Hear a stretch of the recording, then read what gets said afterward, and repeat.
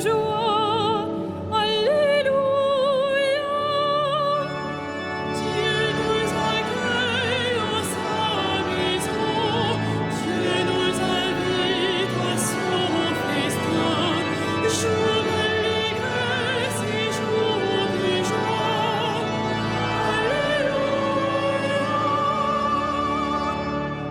Oh, quelle joie quand on m'a dit, approchons-nous de sa maison, dans la cité du Dieu vivant. Dieu nous accueille en sa maison, Dieu nous invite à son festin, jour d'allégresse et jour de joie.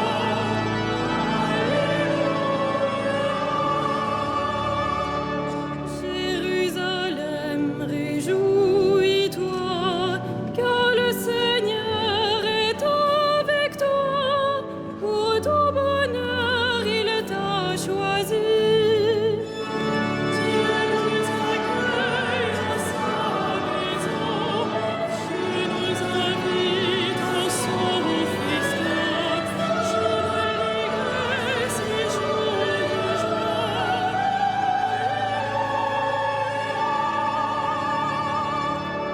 Criez de joie pour notre Dieu, chantez pour lui, car il est beau, car éternel est son amour.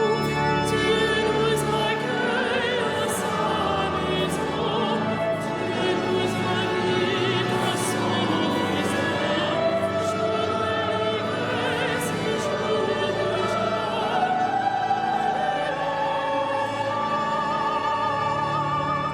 Que Jésus-Christ nous garde tous dans l'unité d'un même corps, nous qui mangeons le même pain.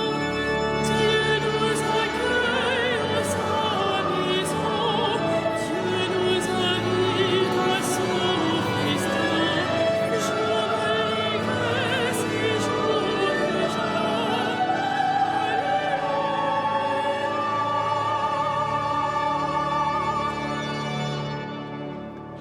Au nom du Père et du Fils et du Saint-Esprit, la paix soit avec vous. Nous voici en communion de prière avec les auditeurs de Radio Notre-Dame, avec les téléspectateurs de KTO Télévision. Nous voici en communion de prière, aussi variés que nous sommes, touristes, habitués de la cathédrale. Nous voici en communion de prière avec l'Église qui aujourd'hui se rassemble, invitée par le Christ à recevoir la vie qu'il nous donne sans cesse, à célébrer sa mort et sa résurrection. Trésor de la foi qui nous rassemble, qui que nous soyons, dans la joie, dans la peine, profondément croyants ou en recherche. Laissons-nous accueillir par le Seigneur. Et au début de cette célébration, plaçons notre confiance dans l'amour et la miséricorde du Seigneur en nous reconnaissant pécheurs.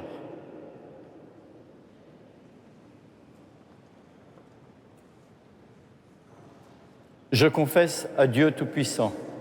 Je reconnais devant mes frères que j'ai péché en pensée, en parole, par action et par omission. Oui, j'ai vraiment péché. C'est pourquoi je supplie la Vierge Marie, les anges et tous les saints, et vous aussi mes frères, de prier pour moi, le Seigneur notre Dieu.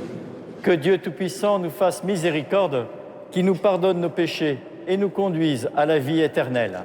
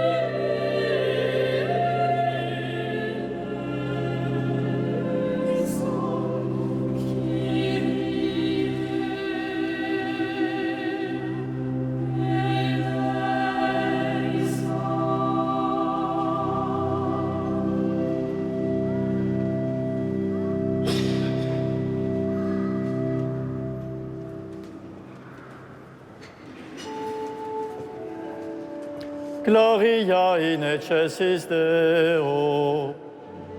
Et in terra pars hominibus bone voluntatis, laudamus te, benedicimus te, adoramus te, glorificamus te, gratias agemus tibi, propter Mariam gloriam tuam. Domine Deus ex celestis, Deus Pater omnipotens, Domine Filii unigenite, Iesu Christe, Domine Deus Agnus Dei, Filius Patris, qui tollis peccata mundi, miserere nobis. Qui tollis peccata mundi, suscipe deprecationem nostra.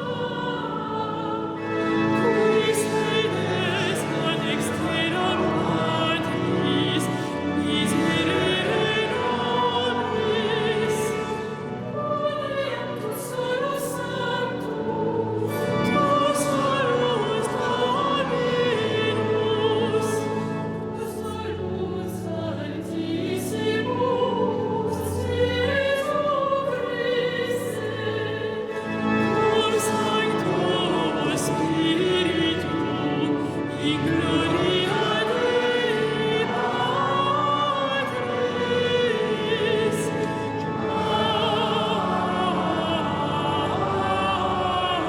Amen.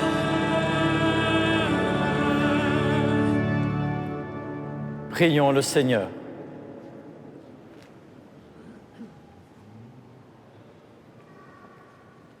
Dieu, éternel et tout-puissant, dans ton amour inépuisable, tu combles ceux qui t'implorent bien au-delà de leurs mérites et de leurs désirs.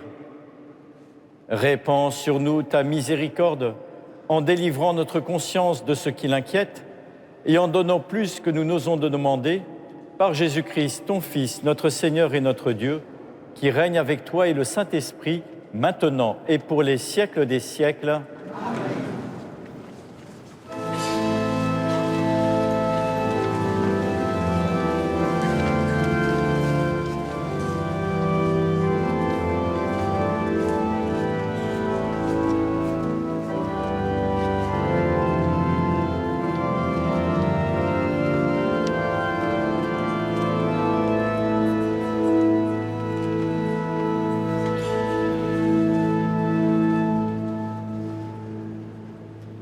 Lecture du livre du prophète Isaïe. Je veux chanter pour mon ami le chant du bien-aimé à sa vigne. Mon ami avait une vigne sur un coteau fertile. Il en retourna la terre, en retira les pierres pour y mettre un plan de qualité. Au milieu, il bâtit une tour de garde et creusa aussi un pressoir. Il en attendait de beaux raisins, mais elle en donna de mauvais. Et maintenant, habitants de Jérusalem, hommes de Juda, soyez donc juges entre moi et ma vigne. Pouvais-je faire pour ma vigne plus que je n'ai fait? J'attendais de beaux raisins, pourquoi en a-t-elle donné de mauvais? Eh bien, je vais vous apprendre ce que je ferai de ma vigne. Enlever sa clôture pour qu'elle soit dévorée par les animaux, ouvrir une brèche dans son mur pour qu'elle soit piétinée. J'en ferai une pente désolée. Elle ne sera ni taillée, ni sarclée. Il y poussera des épines et des ronces. J'interdirai aux nuages d'y faire tomber la pluie. La vigne du Seigneur de l'univers, c'est la maison d'Israël. Le plan qu'il chérissait, ce sont les hommes de Juda. Il en attendait le droit, et voici le crime. Il en attendait la justice, et voici les cris. Parole du Seigneur.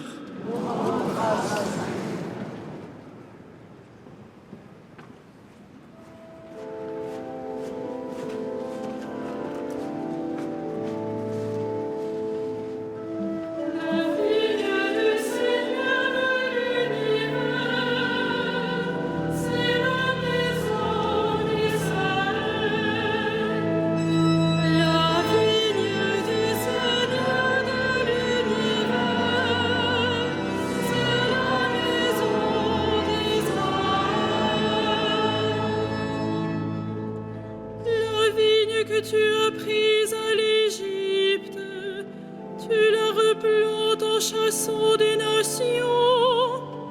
Elle étendait ses sarments jusqu'à la mer et ses rejets jusqu'au fleuve. La vigne du Seigneur de l'univers, c'est la maison d'Israël. Pourquoi tu perçais sa clôture? Tous les passants y grappillent ton chemin. Le sanglier des forêts la ravage, et les bêtes des champs la broutent. La vigne du Seigneur de l'univers, c'est la maison d'Israël. Dieu de l'univers revient, du haut des cieux, regarde et vois. Visite cette vigne, protège-la, celle qu'a planté ta main puissante. La vigne du Seigneur de l'univers, c'est la maison d'Israël. Jamais plus nous n'irons loin de toi. Fais-nous vivre et invoquer ton nom. Seigneur, Dieu de l'univers, fais-nous revenir. Que ton visage s'éclaire et nous serons sauvés. La vigne du Seigneur de l'univers, c'est la maison d'Israël.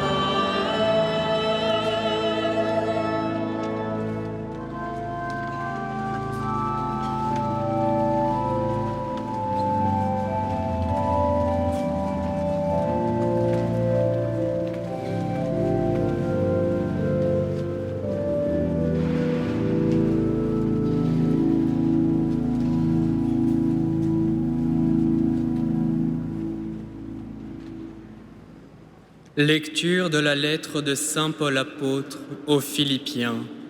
Frères, ne soyez inquiets de rien, mais en toutes circonstances, priez et suppliez, tout en rendant grâce pour faire connaître à Dieu vos demandes. Et la paix de Dieu, qui dépasse tout ce qu'on peut concevoir, gardera vos cœurs et vos pensées dans le Christ Jésus. Enfin, mes frères, tout ce qui est vrai et noble, tout ce qui est juste et pur, tout ce qui est digne d'être aimé et honoré, tout ce qui s'appelle vertu et qui mérite des éloges, tout cela, prenez-le en compte. Ce que vous avez appris et reçu, ce que vous avez vu et entendu de moi, mettez-le en pratique, et le Dieu de la paix sera avec vous. Parole du Seigneur.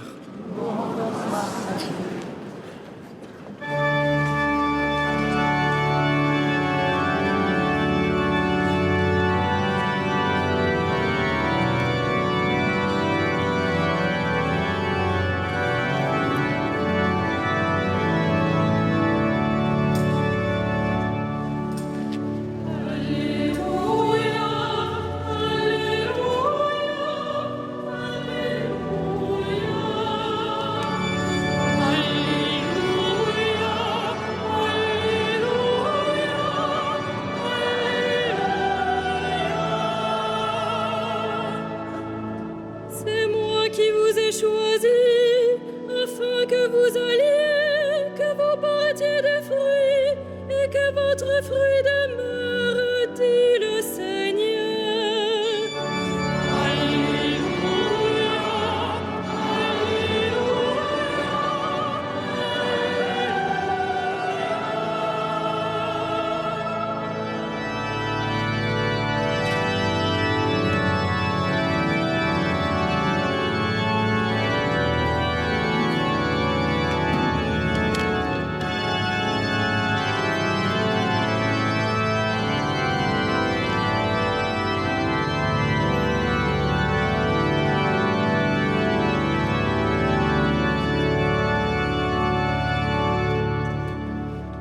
Le Seigneur soit avec vous. et avec votre esprit. Évangile de Jésus-Christ selon saint Matthieu. Gloire à toi, Seigneur.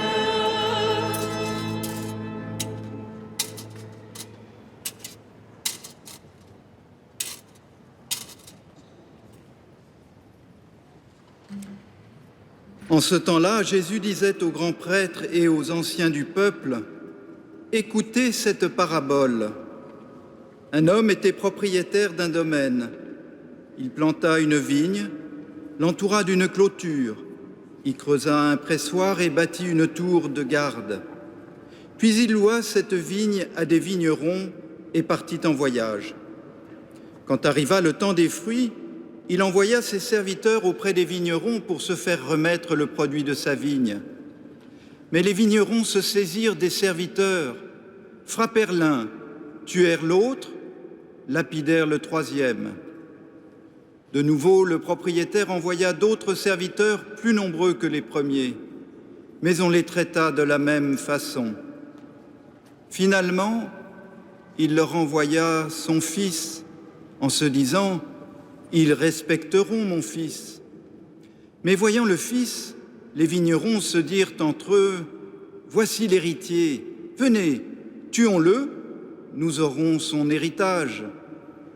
Ils se saisirent de lui, le jetèrent hors de la vigne et le tuèrent. Eh bien, quand le maître de la vigne viendra, que fera-t-il à ces vignerons? On lui répond, ces misérables, il les fera périr misérablement.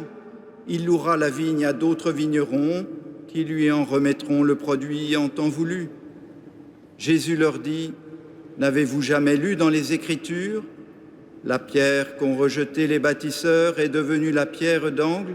C'est là l'œuvre du Seigneur, la merveille devant nos yeux. Ainsi, je vous le dis, le royaume de Dieu vous sera enlevé pour être donné à une nation qui lui fera produire ses fruits. Acclamons la parole de Dieu.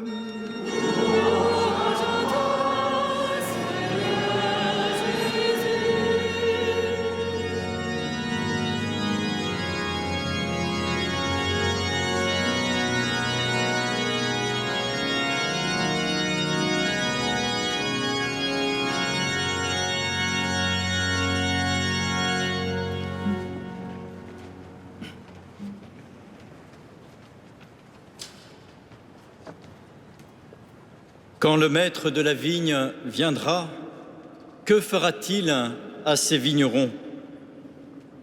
Ces misérables, il les fera périr misérablement, il les fera souffrir misérablement, il se vengera de ces misérables et les massacrera tous. Frères et sœurs, cette violence est bel et bien sous-entendue dans la réponse qui est faite à Jésus. Cette violence est contenue dans le cœur des auditeurs de Jésus, dans le cœur des auditeurs que nous sommes aussi. Ces misérables, il les fera périr misérablement. De façon étonnante, la violence est présente dans l'Écriture, dans les psaumes par exemple. Cela n'est pas étonnant, car la violence est parfois présente dans nos cœurs, au milieu de nos sentiments, dans nos réactions face aux événements de la vie. Et la Bible nous le dit, dès lors que ces sentiments de violence font partie de la nature humaine, Ils ne sont pas à nier, mais bel et bien à confier au Seigneur. Dans l'évangile de ce soir, la violence contenue dans la réponse faite à Jésus est la conséquence de la teneur de la parabole. Oui, cette violence est voulue par Jésus qui veut nous faire réagir et nous mettre en mouvement. Violence qui est à la mesure de l'obstination et de l'entêtement des vignerons. Ceci provoque un véritable carnage en tuant les serviteurs envoyés et enfin le fils du propriétaire. Obstination qui conduit à la bêtise et à l'absurdité. Voici l'héritier, venez, tuons-le, nous aurons son héritage. À bien y réfléchir, c'est exactement l'inverse de ce qu'il faudrait faire pour avoir effectivement l'héritage. Violence à la mesure de la tragédie qui se joue, le refus par les vignerons du plan de Dieu, Dieu qui ne veut pas léser, mais associer l'homme à son plan d'amour. Cette parabole fait écho au prologue de Saint Jean. Il était dans le monde, mais le monde ne l'a pas reconnu.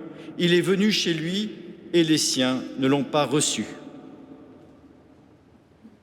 Violence à la mesure de l'innocence des victimes. Les serviteurs envoyés n'y sont pour rien. Et le Fils préfigure bien évidemment Jésus, victime innocente de l'absurdité du péché. Quoi de plus absurde, quoi de plus violent que la souffrance innocente?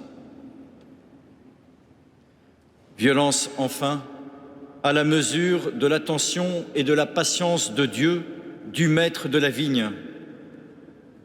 Le voilà qui plante la vigne, l'entoure d'une clôture, creuse un pressoir, bâtit une tour de garde.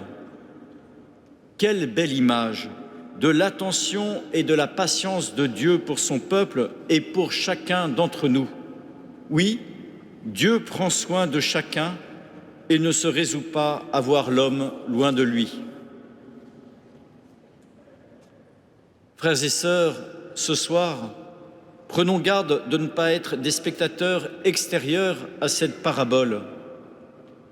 Saint Matthieu adresse en effet à chacun de nous cette parabole pour nous faire grandir dans la bonne nouvelle. Et ainsi, nous pouvons nous identifier à plus d'un titre au grand prêtre de la parabole.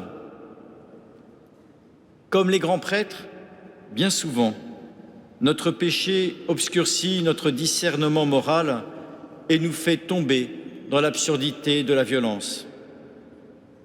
Par le passé, ce chapitre de Saint Matthieu a malheureusement alimenté l'antisémitisme de la part de chrétiens, antisémitisme vivement dénoncé par la déclaration Nostra Aetate du Concile Vatican II.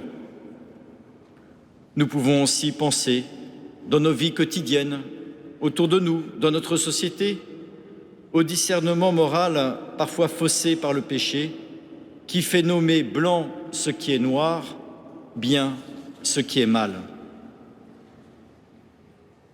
Comme les grands prêtres, la violence est présente aussi dans nos cœurs vis-à-vis des hommes, vis-à-vis du scandale de la souffrance face aux événements qui se présentent à nous. Me vient en mémoire l'assassinat du père Hamel et les réactions provoquées dans les consciences et les cœurs. Combien, à l'époque, il aurait été facile de tomber dans la spirale de la violence. Mais la bonne nouvelle du salut nous invite à confier cette violence, bien présente dans nos cœurs, au Seigneur, pour qu'il vienne habiter nos pensées, nos paroles et nos sentiments. Voilà le sens des 3 signes de croix que nous avons faits avant l'Évangile. Cette violence, enfin, est présente dans nos cœurs vis-à-vis de nous-mêmes, à cause de nos péchés, de nos médiocrités, de nos tiédeurs, de nos réticences à accueillir la miséricorde et à en témoigner autour de nous. Frères et sœurs, ce dimanche, l'Évangile ne nous invite pas à la mollesse ou à la résignation, mais à l'espérance. Oui, Christ est ressuscité. La pierre qu'ont rejetée les bâtisseurs est devenue la pierre d'angle. C'est là l'œuvre du Seigneur, la merveille devant nos yeux. Dès lors, la violence et le péché n'ont pas le dernier mot. La violence et le péché sont vaincus par la vie et l'amour de Dieu.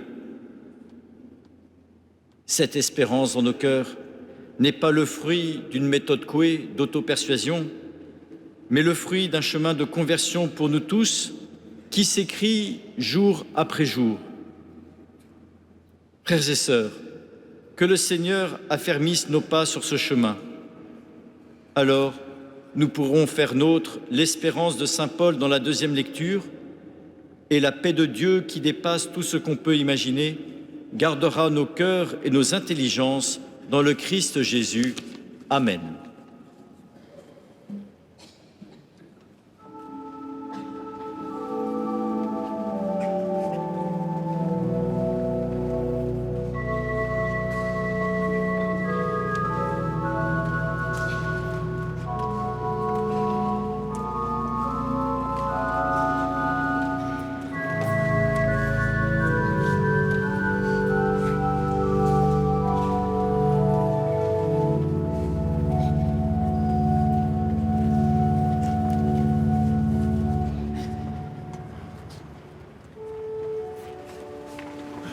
Credo in unum Deum.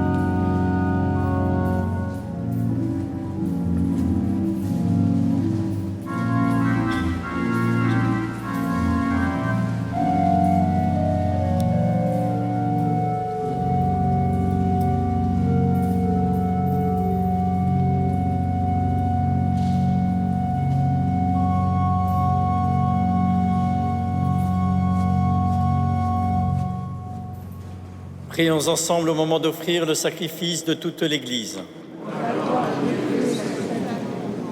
Seigneur, accepte le sacrifice que tu nous as donné. Dans les mystères que nous célébrons pour te rendre grâce, sanctifie les hommes que tu as sauvés par ton Fils, lui qui règne pour les siècles des siècles.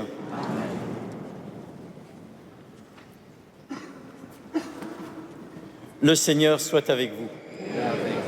Élevons notre cœur. Rendons grâce au Seigneur notre Dieu.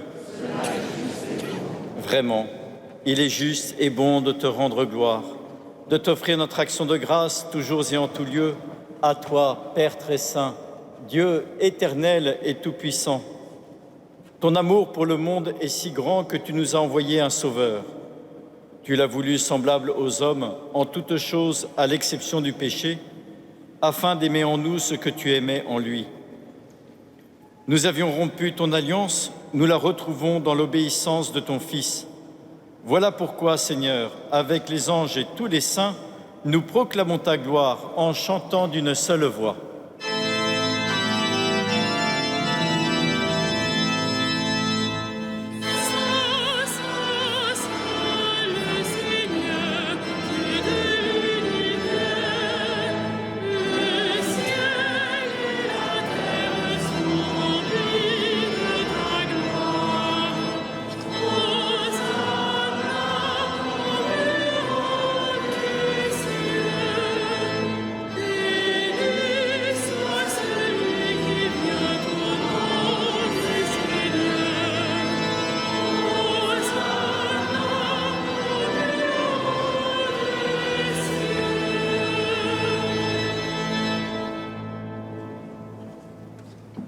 Tu es vraiment saint, Dieu de l'univers, et toute la création proclame ta louange. Car c'est toi qui donnes la vie, c'est toi qui sanctifies toutes choses par ton Fils Jésus-Christ notre Seigneur, avec la puissance de l'Esprit Saint. Et tu ne cesses de rassembler ton peuple, afin qu'il te présente partout dans le monde une offrande pure. C'est pourquoi nous voici rassemblés devant toi, et dans la communion de toute l'Église, en ce premier jour de la semaine, nous célébrons le jour où le Christ est ressuscité d'entre les morts. Par lui que tu as élevé à ta droite, Dieu Tout-Puissant, nous te supplions de consacrer toi-même les offrandes que nous apportons.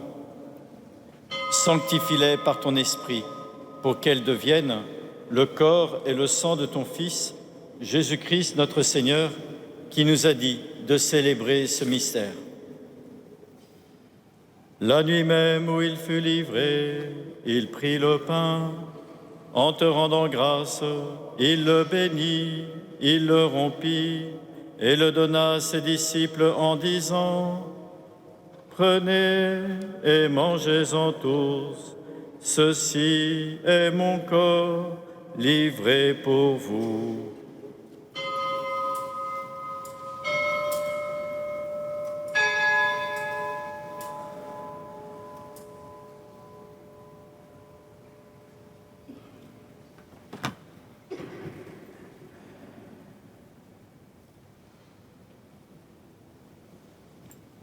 De même, à la fin du repas, il prit la coupe. En te rendant grâce, il la bénit et la donna à ses disciples en disant : « Prenez et buvez-en tous, car ceci est la coupe de mon sang, le sang de l'alliance nouvelle et éternelle, qui sera versé pour vous et pour la multitude en rémission des péchés. Vous ferez cela en mémoire de moi. »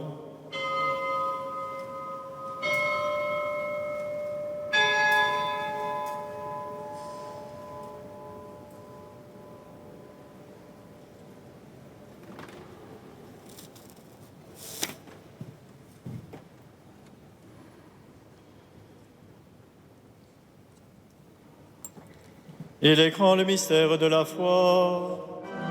Nous proclamons ta mort, Seigneur Jésus. Nous célébrons ta résurrection. Nous attendons ta venue dans la gloire.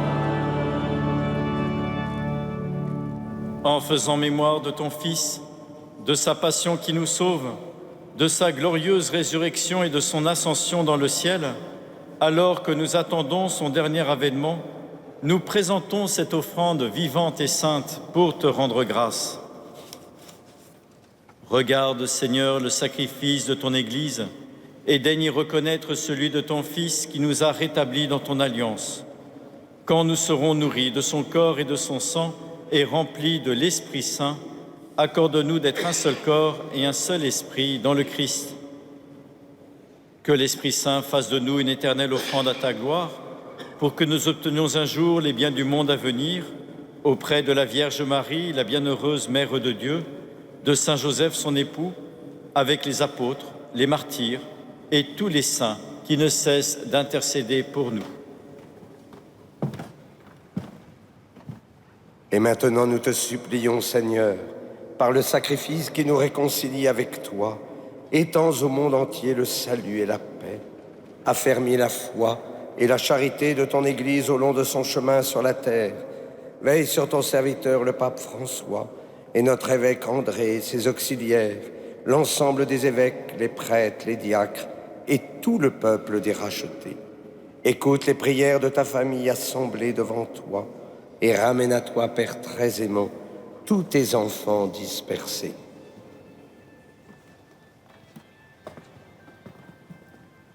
Pour nos frères défunts, pour tous les hommes qui ont quitté ce monde et dont tu connais la droiture, nous te prions.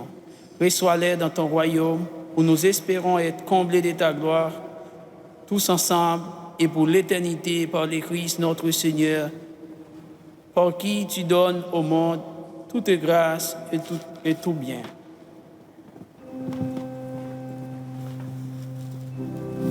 Par lui, avec lui et en lui.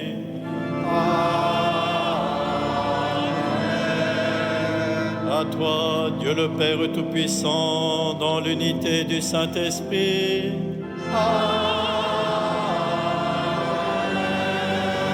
Tout honneur et toute gloire pour les siècles des siècles.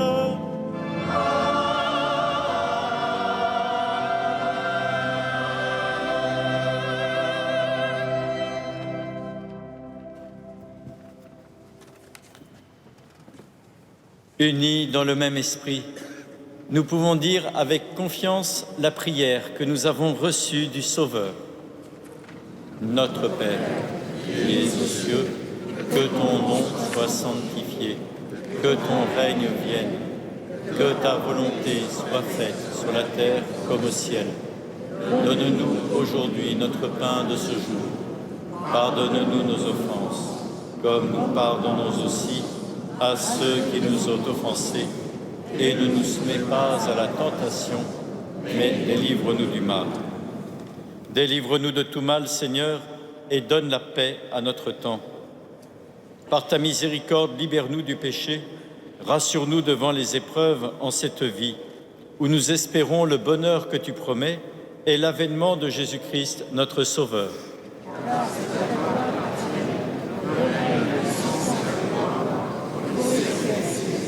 Seigneur Jésus-Christ, tu as dit à tes apôtres, « Je vous laisse la paix, je vous donne ma paix. » Ne regarde pas nos péchés, mais la foi de ton Église, pour que ta volonté s'accomplisse. Donne-lui toujours cette paix et conduis-la vers l'unité parfaite, toi qui règnes pour les siècles des siècles. Que la paix du Seigneur soit toujours avec vous. Frères et sœurs, dans la charité du Christ, donnez-vous la paix.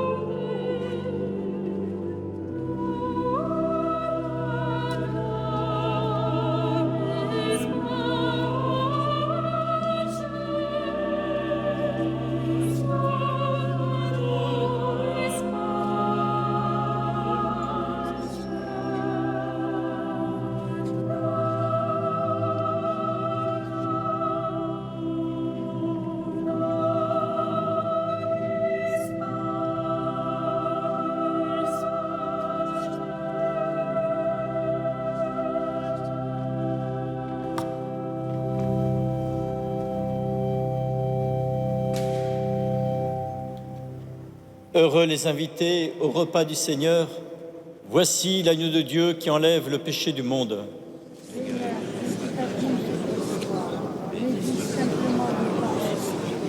Que le corps du Christ nous garde pour la vie éternelle.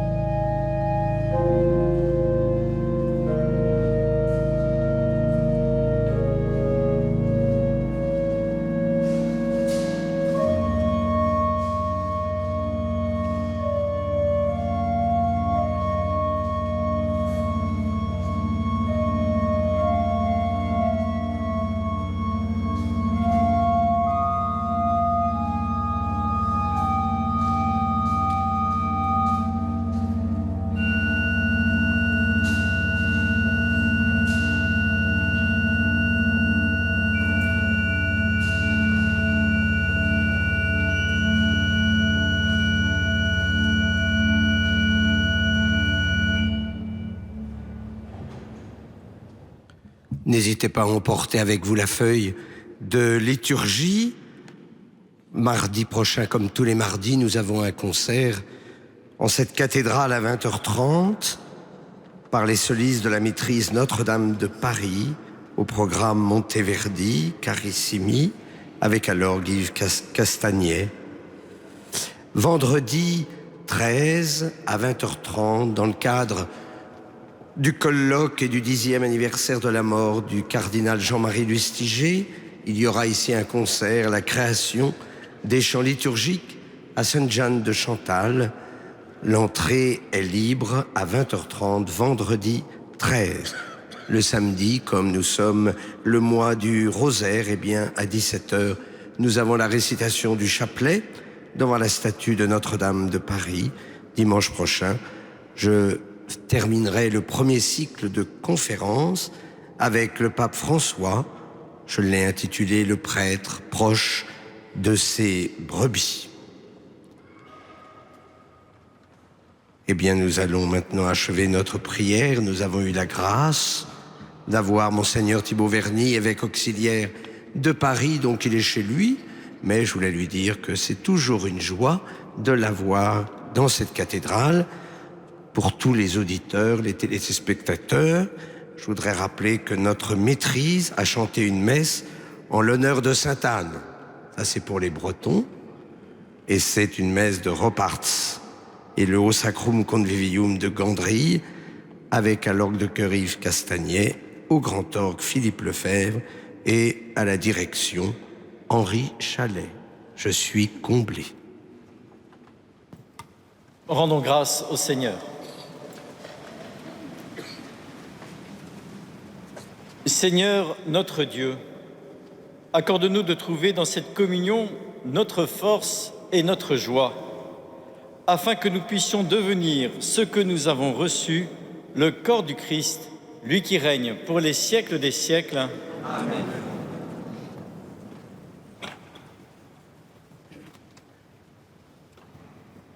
Le Seigneur soit avec vous.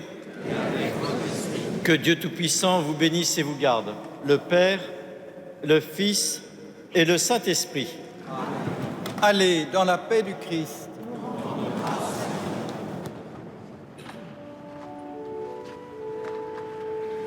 Salve Regina.